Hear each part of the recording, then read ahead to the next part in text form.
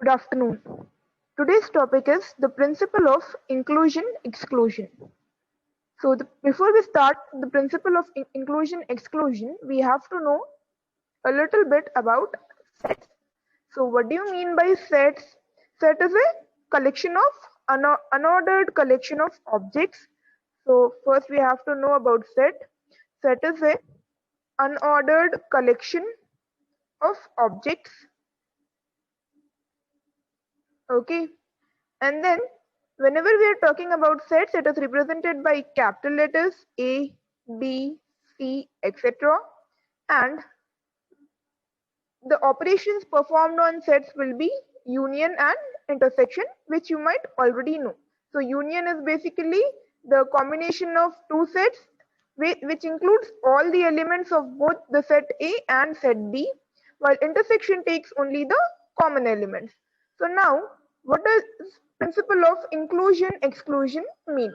So the principle of inclusion-exclusion is also known by another name, which is known as the sieve method.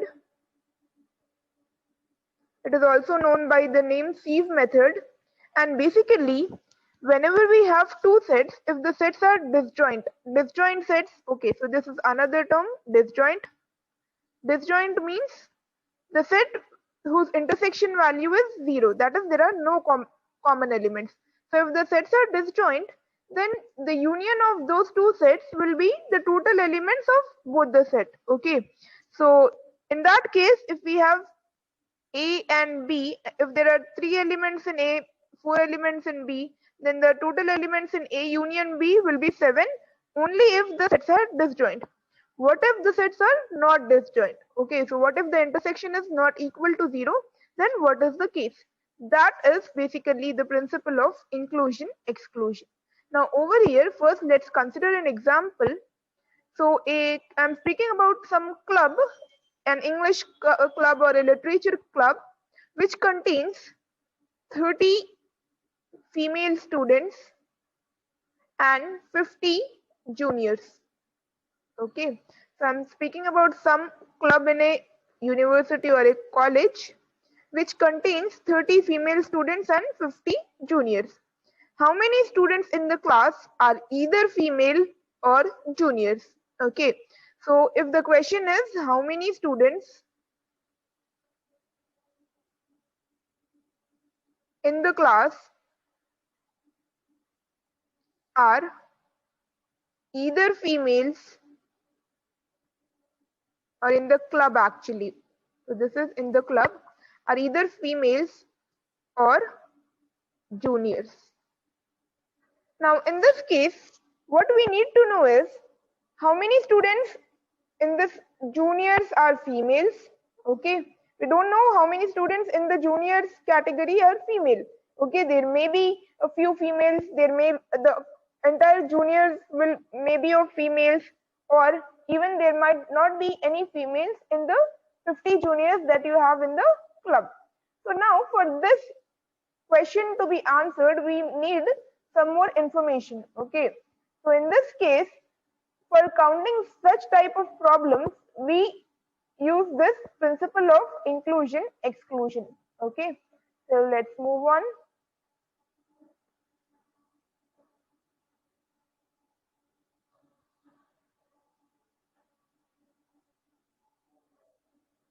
So basically, some rule is if sets A and B are disjoint, then A union B is the cardinality of A. So this symbol denotes the cardinality. Cardinality is basically the number of elements in A. Cardinality is basically the number of elements in A.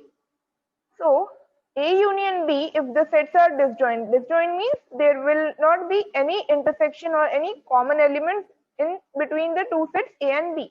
So cardinality is the number of elements in A.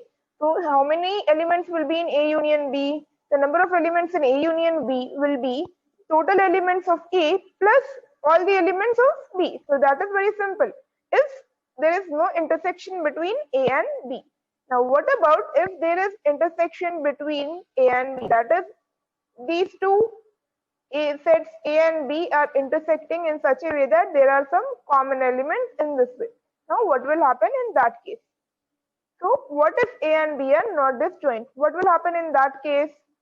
So for two arbitrary sets A and B, if they are not disjoint, that is this portion that is shown here overlapping is the intersection part. That is, here there are some elements which are intersecting or which are common to both A and B.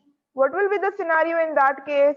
In that case, A union B will be equivalent to A plus B. And why are we doing A intersection B minus A intersection B? Because if we are taking simply A plus B, the common elements will be counted twice. If we are taking, if simply cardinality of A and B is considered, then in that case, elements will be counted twice. Okay, so if elements are being counted twice, then it will not give us a accurate result. For that reason, you have to subtract the intersection of elements once. Okay, so that is the reason we have to subtract. We have to perform the subtraction. Okay, so this is the inclusion exclusion principle on two sets A and B, and this is the formula. It is very important, and it is usually given in a 5 mark. It is a 5 mark question in your essay question. Based on this, we will look at a few examples. So let S be the set of integers from 1 through 1000 that are multiples of 3 or multiples of 5. Now, so in this case, we are talking about S, which is a set of integers from 1 to 1000 that are multiples of 3 or multiples of 5. Okay. Now we have to find what is the total number of S, what is the cardinality of S. So let A be the set of integers from 1 to 1000 that are multiples of 3. So we will divide the problem in such a way that we will first consider multiples of 3, and then we will consider multiples of 5, and we will remove the elements which are both multiples of 3 and 5, such as 15, 30, 45, etc. Okay, those elements will be counted twice. For that reason, we have to remove the element that is the intersection part. So let B be the set of integers from 1 to 1000 that are multiples of 5. Now it is clear that S is the union of A and B, but notice that A and B are not disjoint. What does it mean? That means that if we have A, B, and if A is the multiple of 3, it means we will have 3, 6, 9, 12, and 15 is a multiple of even 5. So 15 will be in the intersection part. While for the multiples of 5, we will have 5, 10, 15 is over here, 20, etc. So in this case, we have to remove the elements which have been counted twice. For that reason, we have to consider we have to remove the elements which have been counted twice. So this is the intersection shown over here. Okay, A and B. Now, how many elements are there which are multiples of 3 from 1 to 1000? We can easily find out that by dividing 1000 by 3. That is, if you have the last number which will be a multiple of 3, which is less than 1000, will be 999, and 999 is divided by 3, we get 333. Okay, so over here, whenever we want to find the multiples value, we always have to take floor value. Okay, this has not been mentioned, but we have to take floor value. If you're not understanding this, consider from 1 to 10, a simple example from 1 to 10. Now in this case, if you are considering from 1 to 10, how many multiples of 3 will exist from 1 to 10? So you will have 3, 6, 9. Okay, there are 3 multiples. If you want to find that directly, what you can do is you will divide 10 by 3 and take the floor value. So 10 by 3 will give you 3.33 something.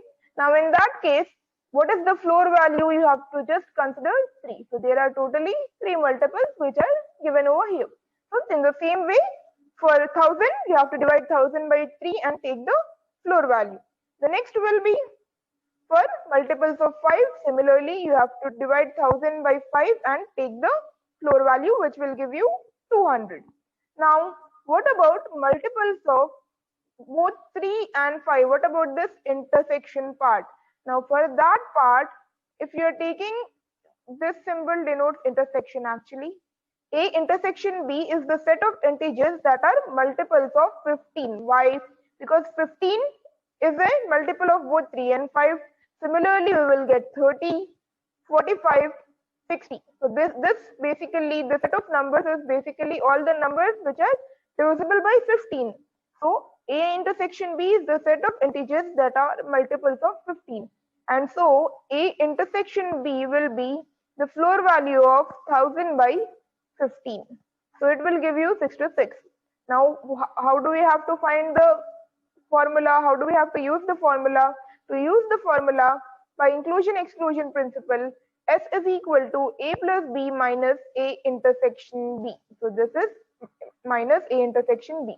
So 333 minus plus 200 minus 66, which will give you 467. Okay.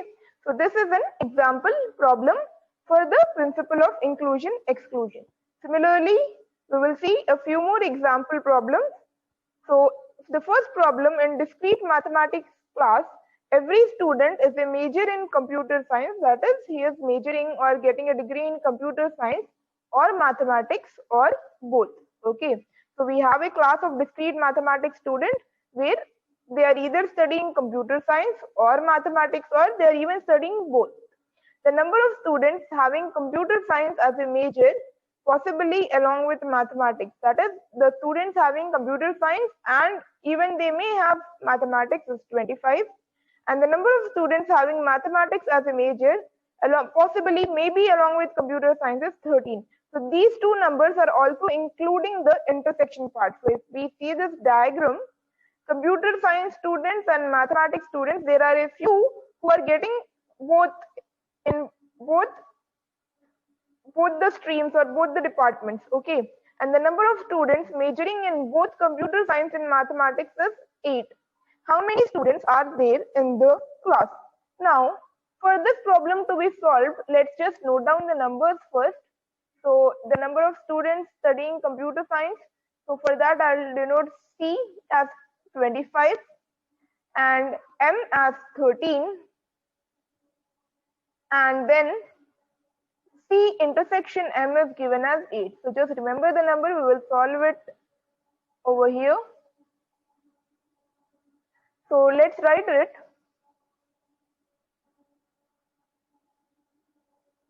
Let C be the students. C be the students in the class in computer science, that is getting a degree in computer science, and M be the students getting a degree in mathematics. Then C intersection M is the students getting a degree in both computer science, and mathematics. Now, because every student in the class is getting a degree in either computer science or mathematics or both, it follows that the number of students in the class will be C union M. Okay, so the total number of students in the class are C union M. What is the formula? C plus M minus C intersection M. So we know the values. So C value, the number of students getting a degree in computer science, is 25. So this is given as 25, while this number is 13 and the joint getting degree in both is 8. So 25 plus 13 minus 8 will give you the result 30. So therefore, totally how many students are there in the class? 30 students are there in the class. This can also be represented by a Venn diagram. What does a Venn diagram mean? That is, a graphical representation of sets is known as a Venn diagram, and you can represent it by using a Venn diagram also. Next, the next question is, how many positive integers not exceeding 1000 are divisible by 7 or 11? So the positive integers divisible by 7 or 11. This question is similar to the one that I have done with 3 or 5. Okay.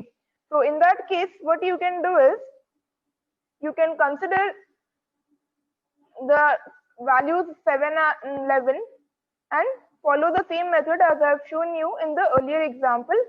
Let's see. So A be the set of positive integers not exceeding 1000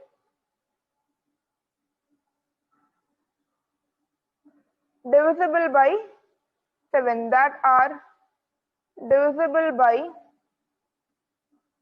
7, while B be the set of positive integers not exceeding 1000 that are divisible by 11. Okay. Now, then A union B is the set of integers not exceeding 1000. What is A union B?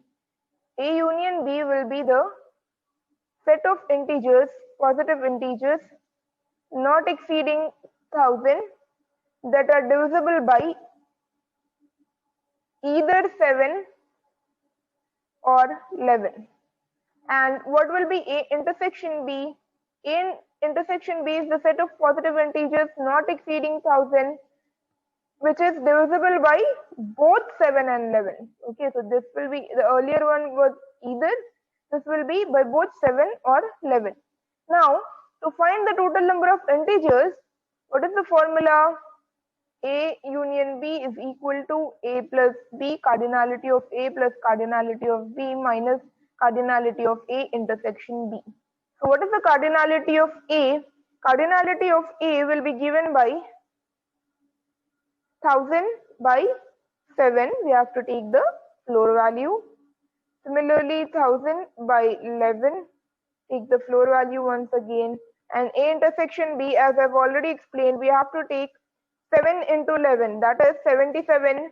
Such numbers will be divisible. So that are the common elements. So 1000 by 7 into 11. The reason I am taking the 7 into 11 has been already explained in the previous example. Now 1000 by 7, what is the floor value? It will give you 142 point something. So 142. Similarly 90. And how many common elements are there? There are 12 common elements. So 1000 when divided by 77, the floor value will be 12. Now, what are the total number of numbers which are not exceeding 1000 and are divisible by 7 or 11? The total number of integers is 220. So, this is the solution. What is the next problem? The next problem is that, suppose that there are 1807 freshmen, or you can even consider the term juniors at your school. Of these, 453 are taking a course in computer science, 567 are taking a course in mathematics, and 299 are taking a course in both computer science and mathematics. How many are not taking a course either in computer science or in mathematics?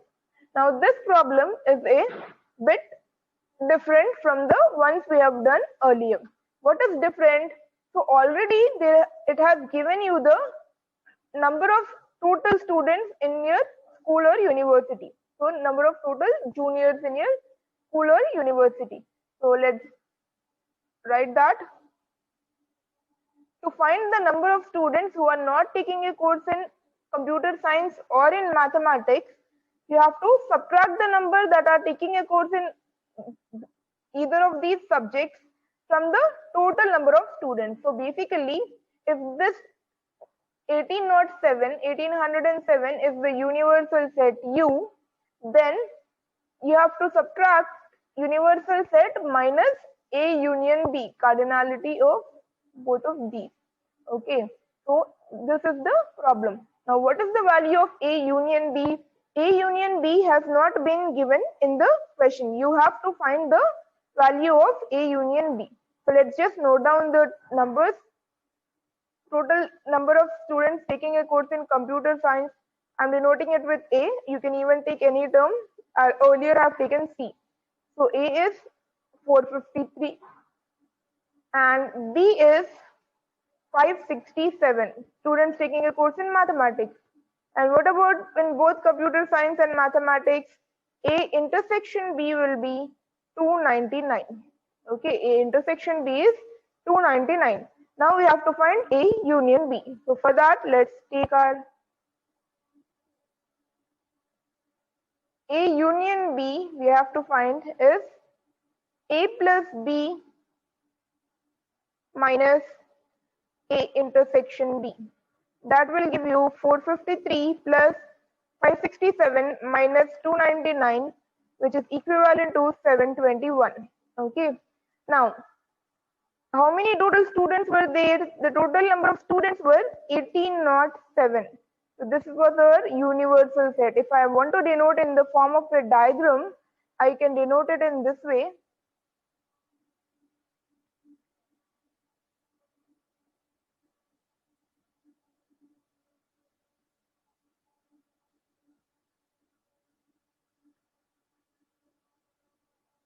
So this is denoted in this way.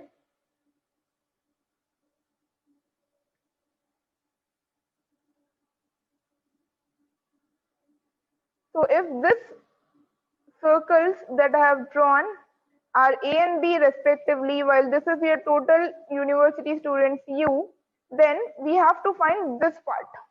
The ones who are not taking the course either in computer science or in mathematics.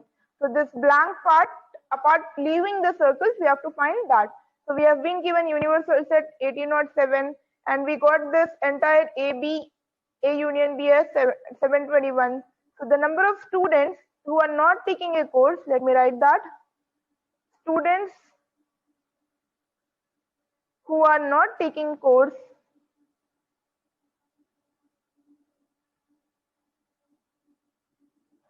in computer science or in mathematics will be equivalent to 1807 minus 721, which is equal to 1086. So these are the number of students who are not taking a course in computer science or in mathematics. They are taking a course in some other subject. Okay, so this is the solution for your question. Now let's see the next topic. So if we have, instead of two sets, if we have three sets, then what will be the formula? If A, B and C are finite sets, then A union B union C is equivalent to A plus B plus C. Okay, so we are adding A, B and C. After that, we are supposed to remove the ones, this AB we have added A intersection B twice. So we are removing A intersection B. Similarly, B intersection C and A intersection C.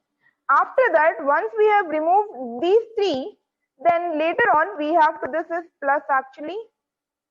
Later on, this middle part has been removed thrice. So for A intersection B, we were removing this part. For A intersection C, we removed again, and we have removed it three times. Now, because it has been removed three times, it was added three times. Okay, but it has been removed three times. So this part is completely excluded. For that reason, we have to add the part which has been intersecting at the point where all three are intersecting. So plus A intersection B intersection C. So this is the formula if we have three sets.